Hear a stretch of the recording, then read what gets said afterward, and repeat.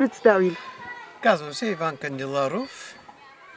Роден съм в Шумен, но първата си планинарска подготовка съм я получил в моят роден град под ръководството на изтъкнати български планинари от онова време, които тогава бяха в Шумен.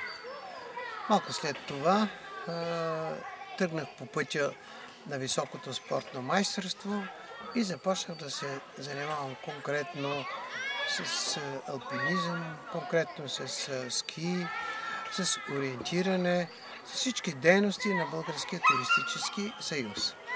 Ако трябва да бъда честен, бих казал това, че аз съм рожба на Българския туристически съюз.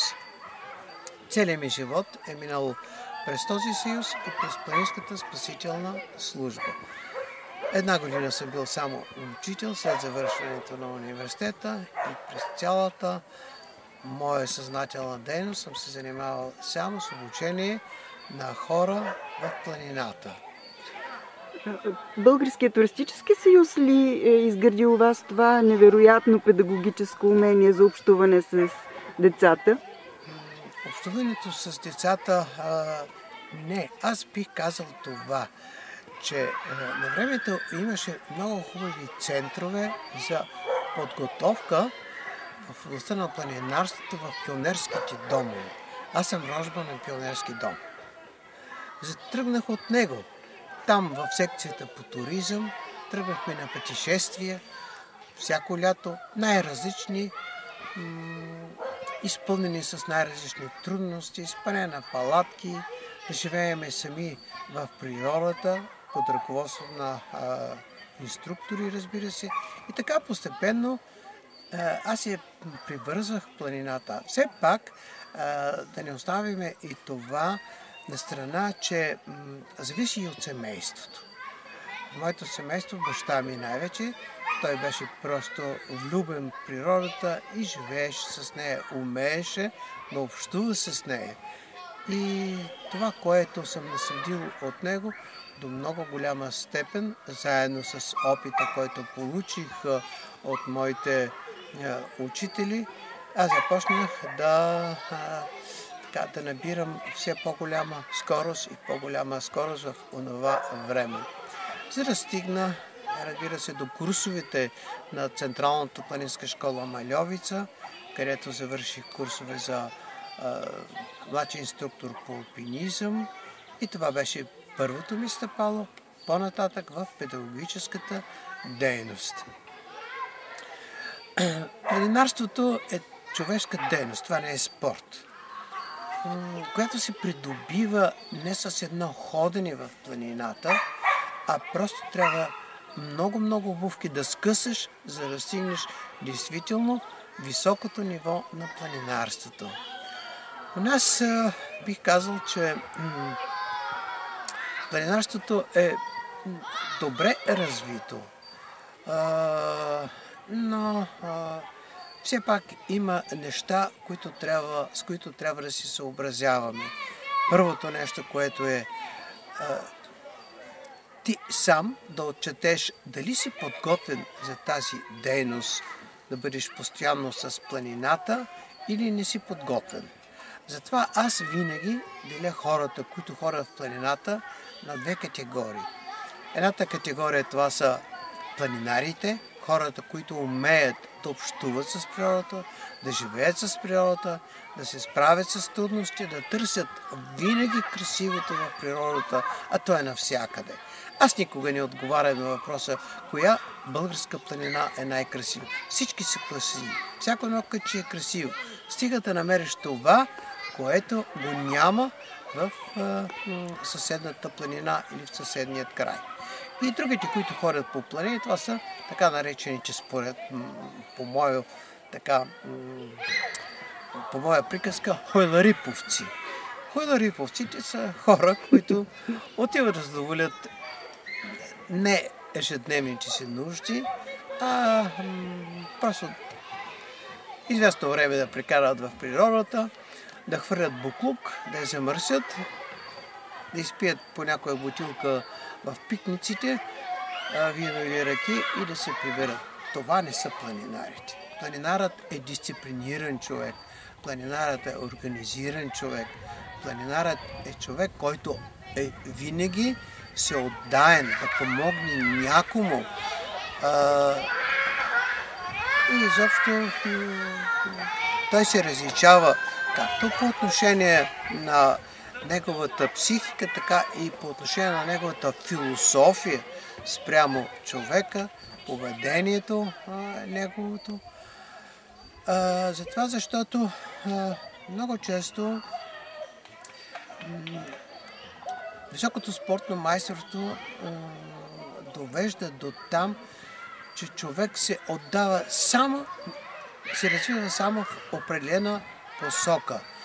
Истинският планинар не може да се развива само в определена посока. Той трябва да бъде способен да помага всекиму и всякога, да бъде всеотдаен човек. Нещо повече за Зеленото училище, което ръководите тук в Ксилифор?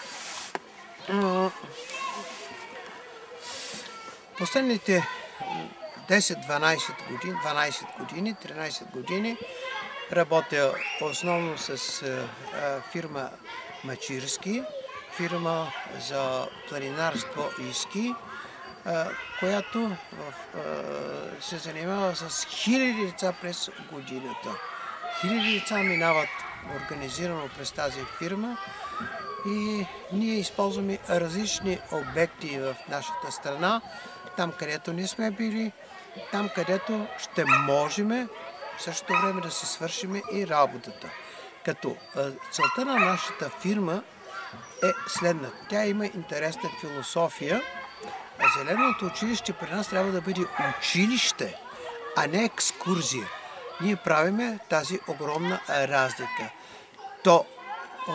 Това значи, че като заведеме деца в природата, ние или трябва да им предадеме материал, който ще учат по-нататък в училище, или да повториме това, да твърдиме това, което са учили в училище.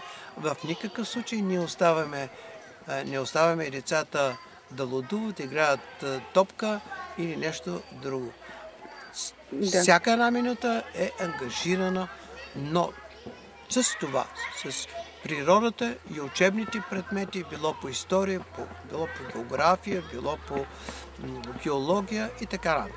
Ние имаме, например, много интересни тематични екскурсии. Така, например, имаме едно зелено училище по пътя на траките. Ние посещаваме 5-6 тракийски обекта. Децата спят на палатки в това време, учат се на планинарство. Друго имаме време разделно. Водим ги в района на Арда, там където е написана книгата, там където са се развивали действията в тая прекрасна българска. А базата в Ксилифор? Моля? Тази база тук, как ви се струва? Тук нашата задача е преди всичко първо българската държава, столицата, манастирите в района, българщината в района на Търново. Не сме оставили и априлското въстание в района и това нещо го свързваме, разбира се, с прекрасната природа в този чудесен край.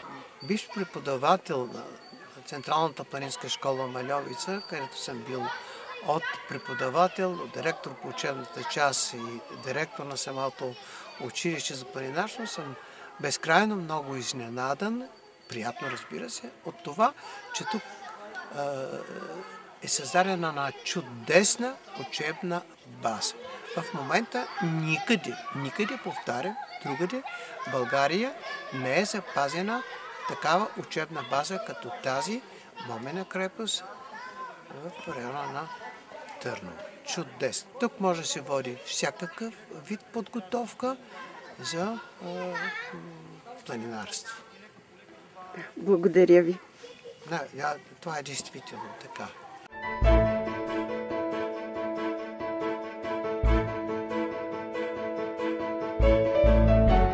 X Video Internet Stream Channel for you.